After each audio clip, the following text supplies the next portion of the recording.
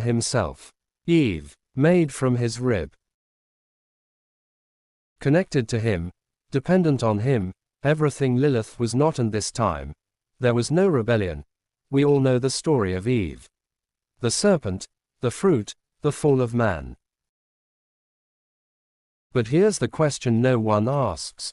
Where was Lilith during all of this? Some say she became the serpent. Some say she watched from the shadows. Some say she was the warning that was ignored.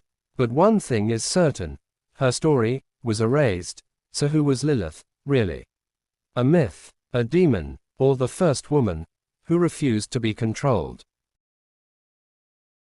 History may never give us the full truth.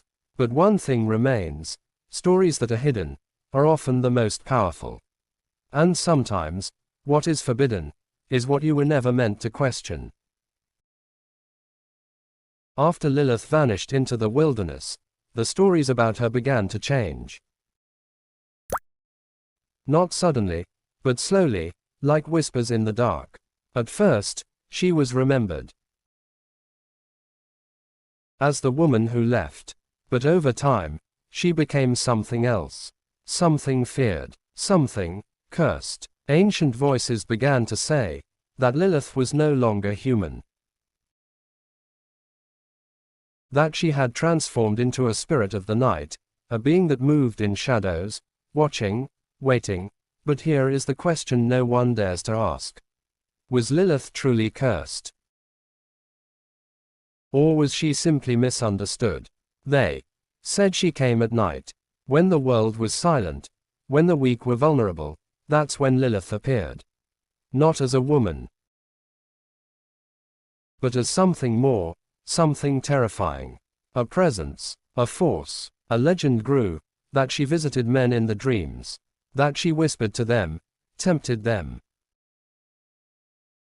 drained them of strength, of will.